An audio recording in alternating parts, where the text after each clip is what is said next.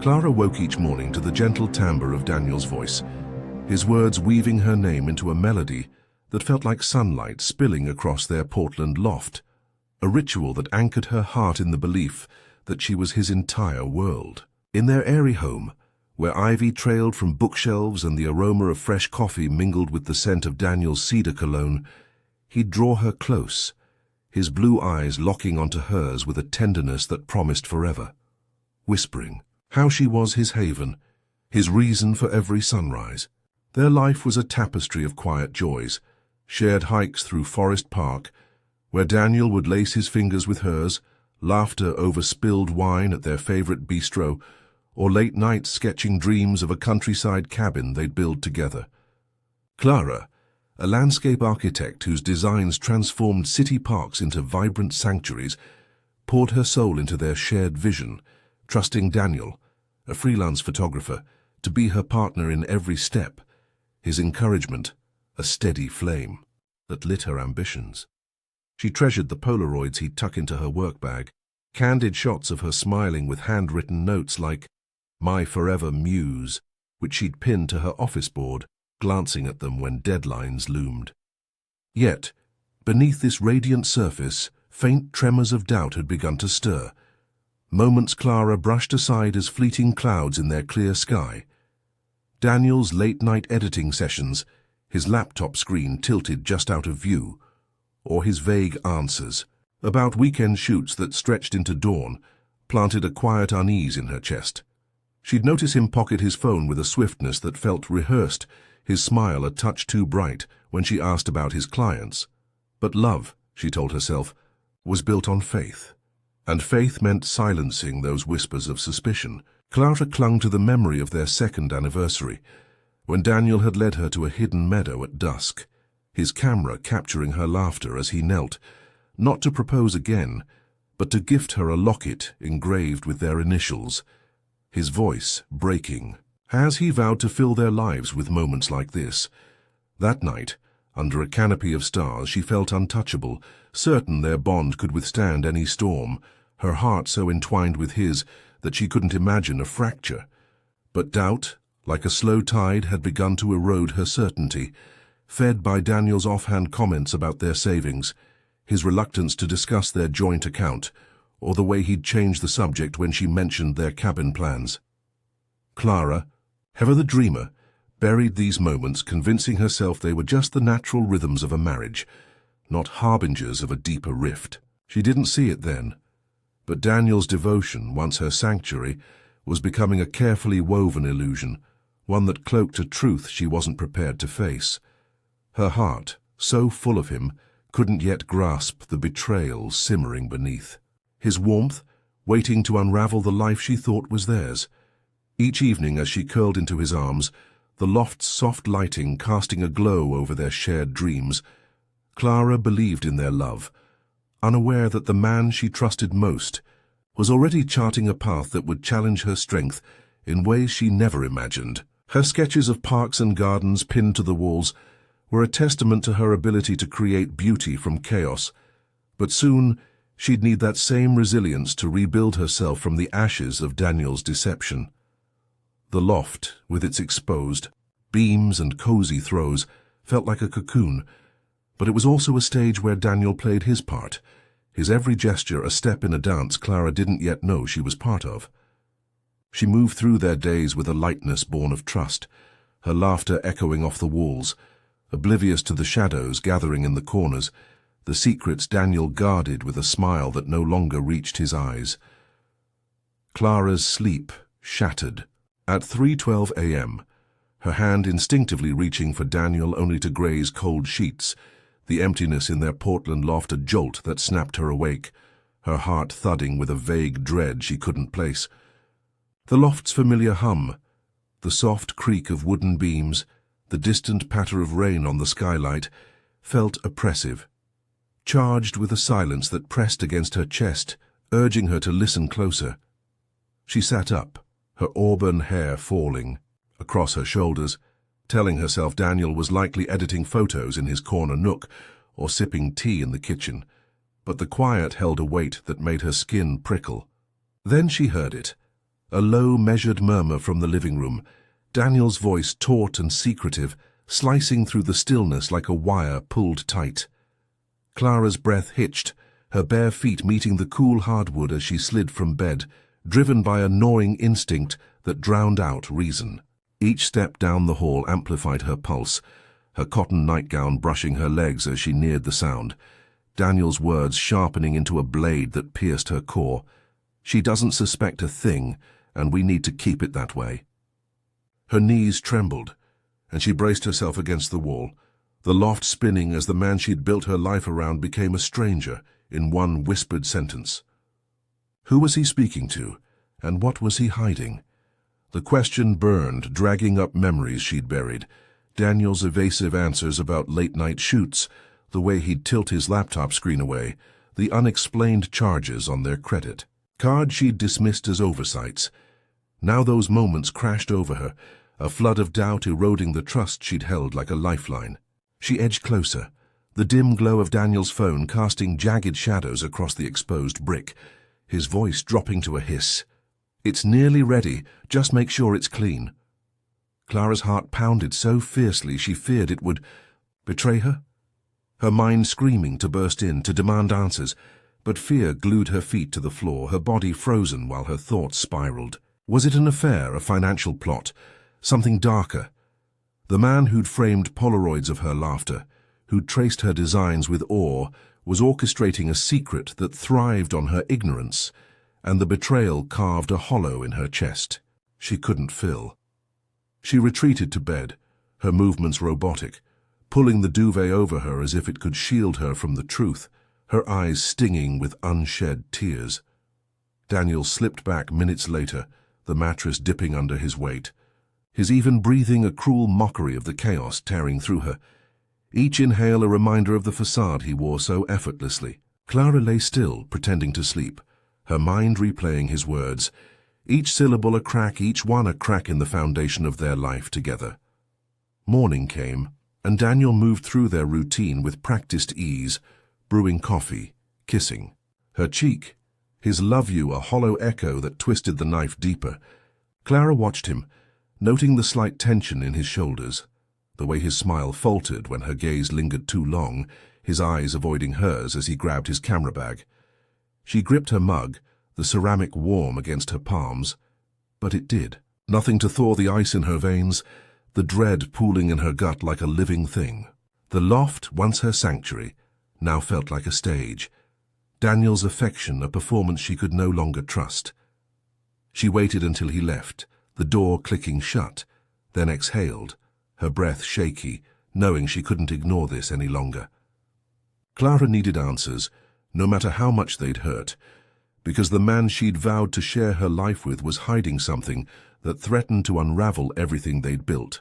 Her designs, pinned to the walls, spoke of her ability to shape chaos into beauty, but now she faced a different kind of chaos, one that demanded she unearth the truth before Daniel's plan, whatever it was, came to fruition.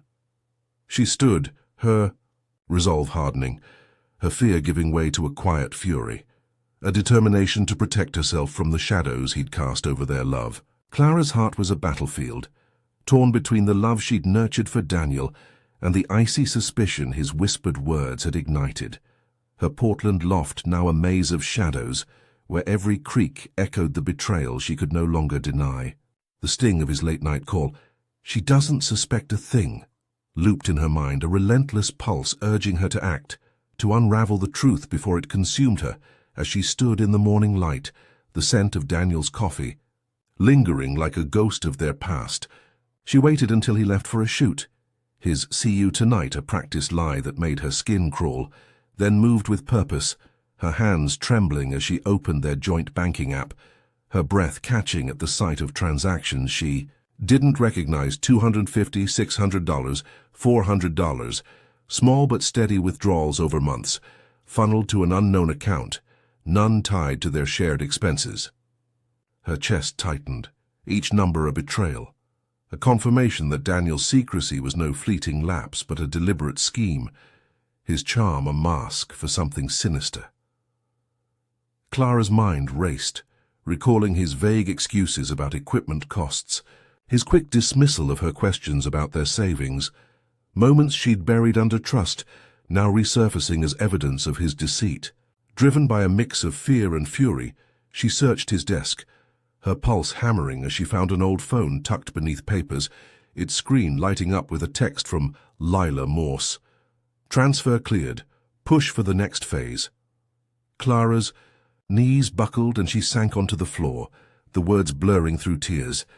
The name Lila Morse, a spectre tied to Daniel's plot, proof he wasn't acting alone. Who was she? And what was this next phase? The question burned, weaving together Daniel's late-night calls, his guarded laptop, the way he'd flinch when she mentioned their cabin plans, each thread tightening the knot of dread in her gut. Clara snapped a photo of the text, her hands shaking but steady with resolve, knowing she needed more before confronting him, her heart aching for the man she'd thought he was. That evening, Daniel returned, his smile a polished act as he suggested, streamlining their finances, his voice smooth, proposing they merge accounts for future projects, his eyes darting away when she hesitated. Clara's stomach churned, but she played along, nodding with a forced calm, her mind screaming that this was a trap, a move to seize control before his plan unfolded. "Let's talk it over tomorrow," she said, watching his jaw tighten, the flicker of impatience betraying his facade, unaware she was already gathering the pieces of his lies. She began tracking his habits, noting how he'd leave his phone face down, how he'd step into the rain-soaked garden for calls, his voice low, laced with an urgency he didn't want her to hear. One night, when Daniel left his laptop charging, Clara seized her chance, her fingers flying across the keys, uncovering searches for asset transfers and legal loopholes, each click a dagger to her heart, proof he was dismantling their future. The man who'd framed her laughter in Polaroids, who'd traced her park designs with pride, was betraying her in ways she couldn't yet grasp, and the pain was a fire that burned alongside her determination.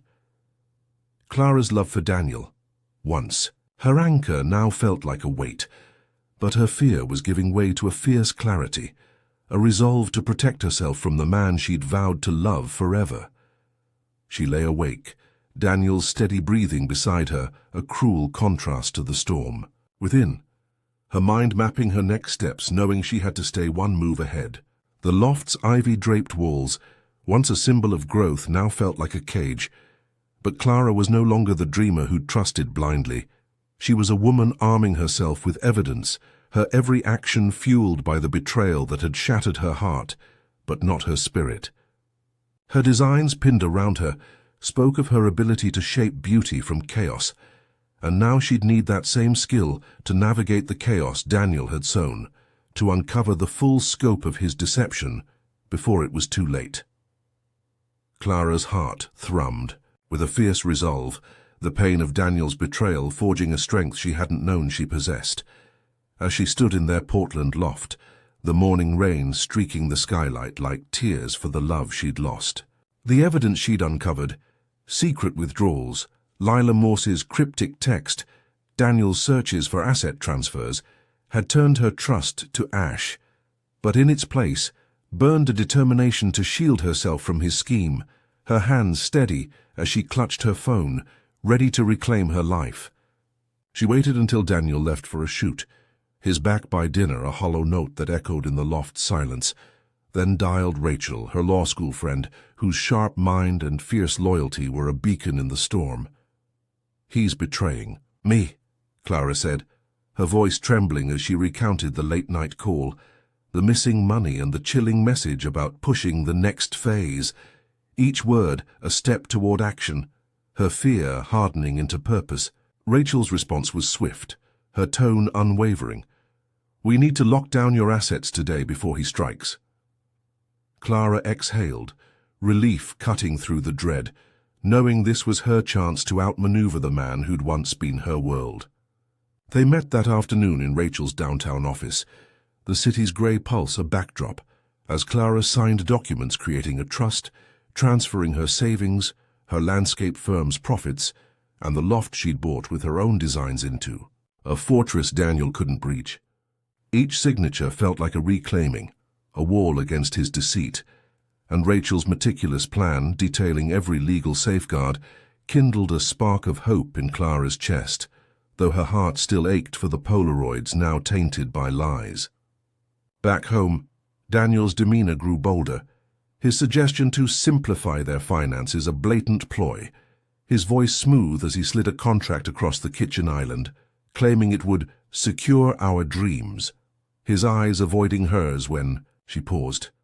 Clara's pulse raced, but she met his gaze, her smile a mask hiding the fury within, saying, "I'll need to read it first," watching a flicker of unease cross his face, his confidence faltering for a moment. He nodded, his charm a thin veneer, unaware that Clara's trust was already untouchable, her assets safe under Rachel's legal shield.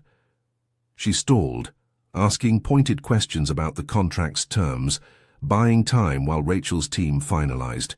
The trust each day a tightrope walk between feigned trust and calculated vigilance. Clara began to notice Daniel's growing agitation, the way he'd check his phone with a scowl, his calls to Lila taken in the loft's garden, rain masking his hushed urgency, oblivious to Clara's watchful eyes, her notes cataloguing every slip in his act. One evening as he napped, she found a new text on his old phone, Lila's name tied to a message about finalizing the split, with a date just days away, sending a chill through her bones.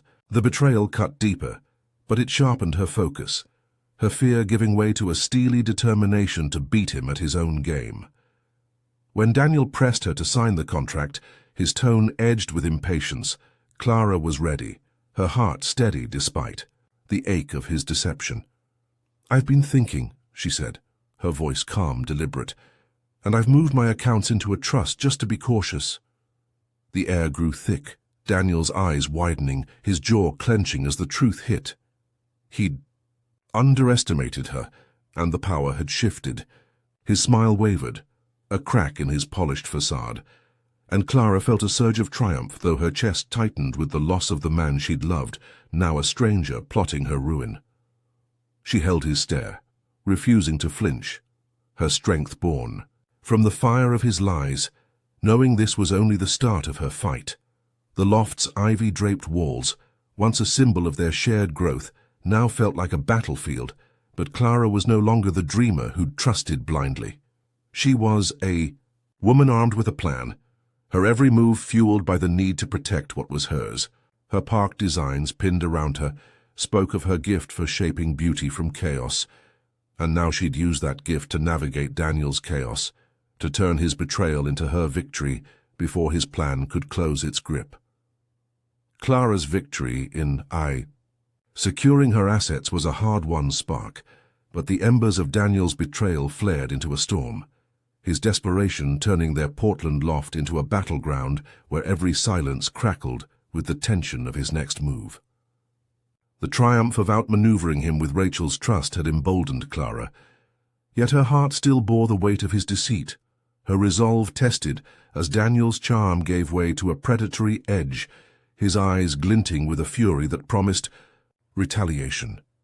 Days after she revealed her protected finances, whispers began at her landscape firm, colleagues exchanging guarded looks, their hushed words trailing her like a shadow, until her assistant Zoe slipped into her office, her face pale, showing a social media post accusing Clara of siphoning project funds to dodge a divorce settlement. The lies signed by Lila Morse were a gut punch, each word a calculated strike at her reputation, and Clara's rage surged, her hands trembling as she recognized Daniel's hand, his accomplice now a weapon aimed at her career. She stormed to Rachel's office, the city's rain-soaked streets blurring past, her voice shaking with fury as she thrust the tablet forward, saying, "He's trying to ruin me." Rachel's eyes narrowed, her calm a lifeline as she read the post. Her response sharp, "This is defamation, Clara, and we'll make them pay." Clara nodded, her fear morphing into a fierce determination, knowing Daniel's escalation demanded a counterattack, not just for her assets, but for the life she'd poured her soul into. Rachel drafted a cease and desist letter, warning Daniel and Lila of legal consequences, but Daniel struck back, filing a lawsuit claiming Clara had illegally diverted their joint funds before the trust, demanding half her firm's earnings and the loft. The legal filings, thick with forged bank records, named Lila Morse as a co-plaintiff. Her history of shady financial deals a chilling clue to Daniel's calculated malice, each accusation a fresh wound that deepened Clara's resolve. Rachel's voice cut through her panic. "These records are riddled with errors, Clara. We can prove they're fake." They hired a forensic accountant whose early findings revealed transactions predating Clara's account. A sloppy oversight born of Daniel's overconfidence, and Clara clung to this, her anger fueling late nights, sifting through evidence, her hands steady despite the exhaustion. At home, Daniel's behavior grew erratic, his smiles forced, his calls to Lila taken in hurried whispers in the loft's garden, rain masking his urgency. Unaware Clara was listening, her phone capturing fragments of his plans, each word a piece of the puzzle she'd use against him. The loft's warmth, once a haven, was suffocating. Daniel's presence a constant reminder of the man who'd vowed to share her dreams, now bent on her destruction. But Clara refused to crumble, her strength forged in the crucible of his lies. Rachel filed a countersuit, charging Daniel and Lila with defamation and fraud. The legal language a blade, accusing them of fabricating evidence to extort Clara's assets, a move that tilted the scales in her favor. Clara felt a flicker of hope, but Daniel's next strike came in a text from an unknown number. "Stop now or your career's over." The threat sent a shiver through her, but she forwarded it to Rachel, her jaw set, refusing to let fear derail her. At the firm, the rumors spread, clients hesitating on contracts, her reputation teetering. Yet Zoe and her team rallied around her, their loyalty a light in the darkness, reminding her she wasn't alone. Clara channeled her pain into strategy, meeting Rachel daily, their plan a tapestry of evidence, bank statements, recorded calls, Lila's fraudulent past, woven to dismantle Daniel's lies. Each step was a reclaiming of her power, though her heart ached for the Polaroids now gathering dust, the nights she'd believed in Daniel's love now a distant memory. She stood taller, her resolve a flame that burned away doubt, knowing she was fighting for her dignity, her future, herself. The city's skyline, visible from Rachel's office, glittered with possibility, a reminder of the life she'd protect. No matter how fiercely Daniel fought to take it, Clara's park design, still pinned in her office, spoke of her gift for shaping beauty from chaos, and now she'd use that gift to navigate this chaos, to turn Daniel's betrayal into her triumph. Before his plan could tighten its grip, Clara stood in the Portland courtroom, her heart a steady beacon of resilience, the scars of Daniel's betrayal now a forge that had tempered her into a force unyielding, the city's rain-slicked skyline beyond the windows, a quiet witness to her battle for freedom, each breath a testament to the strength she'd unearthed. The judge's voice rang clear, slicing through the charged silence, each word dismantling Daniel's crumbling facade as he declared the transactions in the lawsuit fraudulent, their dates predating Clara's account. A fatal error exposed by Rachel's forensic accountant, whose meticulous work had unraveled the lies woven by Daniel and Lila Morse. Clara's pulse quickened, her eyes locking on Daniel across the room, his polished suit a thin armor failing to hide the clench of his jaw, his hands gripping the table, knuckles white, his arrogance shattered as the judge continued. "The evidence submitted by Mr. Harper and Miss Morse is fabricated, and this court dismisses all claims with prejudice." A ripple of murmurs filled the room, and Rachel's soft laugh beside her was a shared victory, Clara's lips curving into a smile she couldn't contain, the fire of her resolve blazing free, a warmth that burned away months of fear. The judge's gavel struck sharp and final, ordering Daniel to pay Clara's legal fees and launching a criminal investigation into his and Lila's falsified documents, a consequence that turned their scheme into a trap of their own making, their deceit, now a chain dragging them toward ruin. Daniel's shoulders slumped, his gaze darting to Clara, a flicker of rage and defeat in his eyes, but she met it unflinching, her quiet strength a mirror reflecting his failure, her triumph a monument to the woman who'd outsmarted him. Rachel's hand squeezed hers, a silent, "We did it," and Clara felt the weight of betrayal lift, replaced by a lightness she hadn't known since the Polaroids still hung in their loft, now relics of a love that never truly was.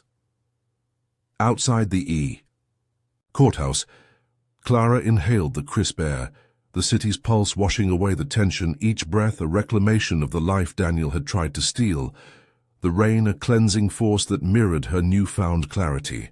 Rachel's grin was infectious, her words a spark. "You didn't just win, Clara, you rewrote his story." The countersuit for defamation and fraud had not only cleared Clara's name, but secured damages, ensuring Daniel and Lila faced the wreckage of their lies, a justice that felt like a balm to the wounds they'd inflicted. Back at her firm, the whispers faded, clients returning with renewed trust, Zoe's fierce loyalty, a reminder of the community that had stood by her, there, belief in her a light that outshone the shadows Daniel had cast. His world collapsed swiftly. His photography contracts vanished, his reputation in Portland's art scene shattered, his sleek car sold to cover legal debts. The loft he'd once shared with Clara, now a memory he couldn't afford. Each loss, a reflection of the ruin he'd planned for her. Clara felt no glee in his downfall, only a quiet relief, the dread of his threats dissolving like mist under the sun, her heart lighter, though it still bore the ache of a love she'd mourned. That evening, Rachel organized a celebration at a riverside bistro, Clara's closest friends gathering. Their laughter a symphony of her victory, the clink of glasses a toast to her resilience. Rachel raised her wine, her eyes gleaming. To Clara, who turned betrayal into power and showed us the strength of a heart that refuses to break. Clara laughed, her chest full, the wine's richness a contrast to the bitterness of her past, her friends' cheers a reminder of the love that had carried her through the darkness, a warmth that filled the hollows Daniel had left. Beatrice, her mentor, leaned in, her voice soft. "How does it feel to know he's lost it all?" Clara paused, her gaze drifting to the Willamette River's shimmering lights, then said, "It's freedom, like I've reclaimed every piece. Of myself he tried to take, and I'm whole again."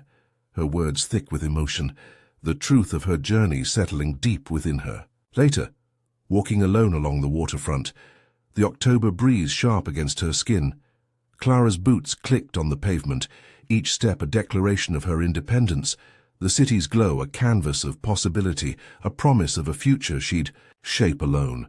Her phone buzzed, an unknown number flashing, Daniel desperate, his voice a rasp. "You'll regret this, Clara."